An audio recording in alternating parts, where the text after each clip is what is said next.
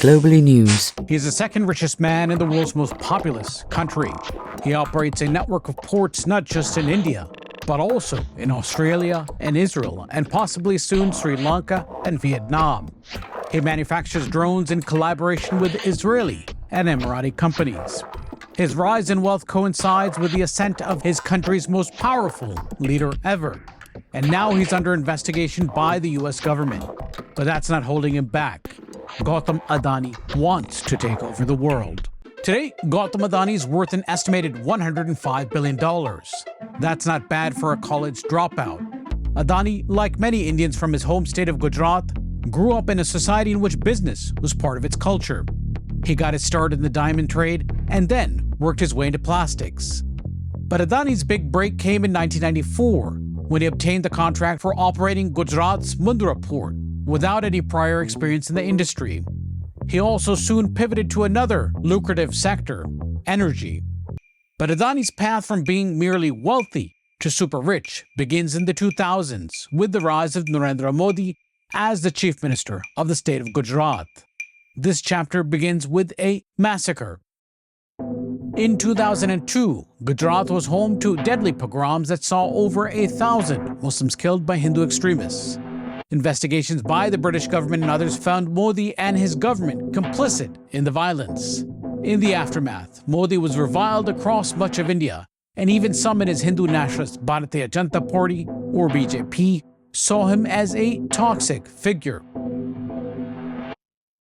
But back in Gujarat, Modi was re-elected with a resounding victory, and he then proceeded to build a new model of Hindu nationalist politics, one that was explicitly more violent, built on crony capitalism, and tied to the cult of a single personality, Narendra Modi. To achieve all that, Modi needed an extreme makeover, and that's when Gautam Adani and other Gujarati industrialists stepped in. They took part in biannual business summits known as Vibrant Gujarat and would announce major investments, many of which never materialized, but served to rebrand Modi as a pro-business reformer. And in return, Adani and other Modi-aligned oligarchs got substantial government favors and contracts.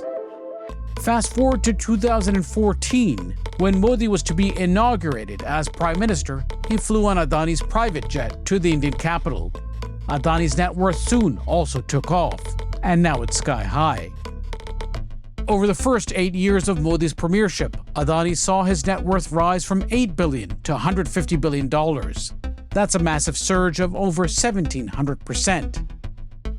So how did it happen? How did Adani's wealth grow in such astronomical terms, even as India's economy was battered by the COVID pandemic and the average Indian got poorer? That path, Adani's critics say, with credible evidence, is one made possible by preferential treatment and brazen fraud, including stock manipulation. The Adani Group is a sprawling conglomerate, but its major operations are in 4 sectors: electric power, mining, infrastructure, and logistics. All 4 sectors are heavily regulated by the state. That means if you're on good terms with the powers that be, you can make a killing. Adani has made more than a killing, thanks to preferential treatment. India's central auditor has assessed that the Adani Group received undue benefits from Gujarat and other Indian state governments. The Modi government in New Delhi has also given extraordinary concessions to Adani's coal business, bypassing environmental regulations and fair bidding and costing the government billions of dollars in revenue. But the controversy surrounding Adani goes beyond favoritism. There are serious allegations of corruption from credible investigative organizations. In 2023, the investment firm Hindenburg Research issued a damning report accusing the Adani Group of brazen stock manipulation and accounting fraud over the course of decades. Hindenburg says the Adani Group presided over what it calls the largest con in corporate history. It alleges that Adani created an elaborate network of shell companies linked to him or his family members to artificially boost his company's stock prices and their ability to raise capital. These accusations were later affirmed in a separate investigation by the Organized Crime and Corruption Reporting Project. Then last fall, the Financial Times revealed that the Adani Group used offshore companies owned by Adani stockholders to import coal at prices that were at times more than double the market price. This scheme is a perfect example of how the Adani empire owes its fortunes to rent-seeking and corruption.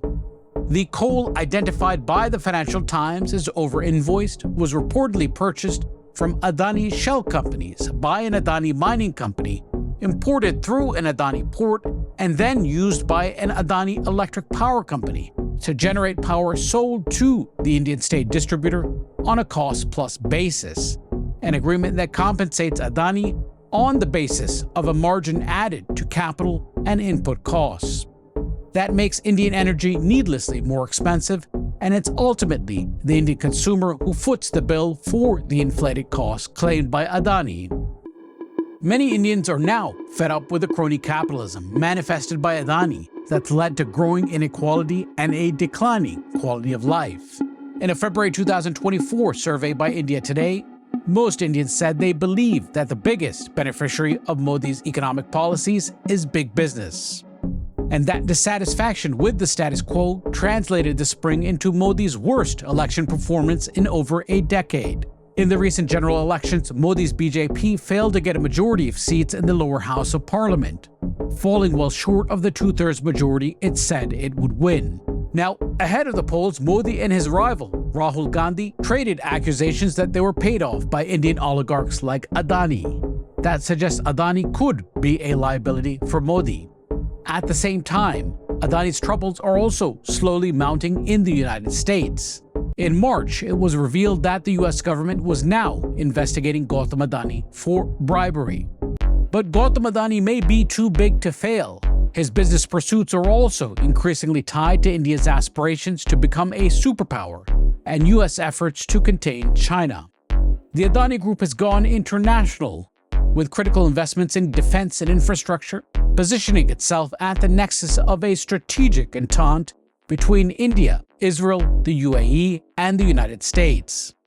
The Adani Group is already India's largest private airport and seaport operator, and now it's extending its operations in strategic regions overseas. It operates the Haifa port in Israel in the eastern Mediterranean, and could soon operate ports in Sri Lanka and Vietnam, areas that sit along shipping routes critical to China and global trade. Now, ironically, even as the US government investigates Gautam Adani, it's financing his port project in Sri Lanka, a country where China already operates two ports. Clearly, Washington sees the Adani Group as a strategic player in Asia's evolving economic infrastructure. The Adani Group is also a growing player in the regional weapons trade.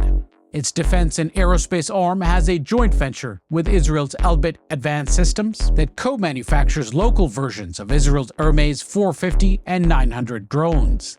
Adani Defense also recently signed a collaboration agreement with the UAE's Edge Group on drones and other defense technologies.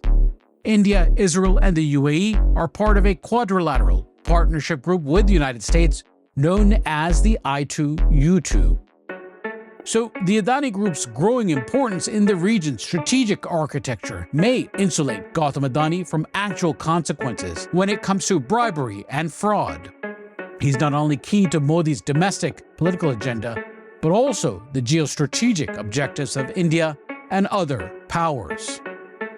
But Gautam Adani's not taking any chances. Adani's reportedly embarking upon a new global influence campaign, taking a page out of the playbook of India's richest man, Mukesh Ambani.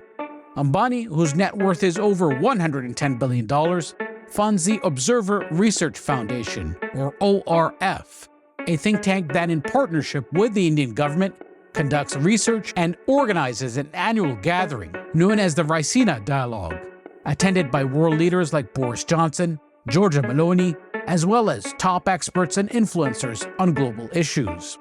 Adani now reportedly plans on spending an initial sum of $12 million to start his own think tank with offices in Washington and London that'll give him a platform to engage in the same influence peddling with key figures who move constantly through the revolving door in Washington.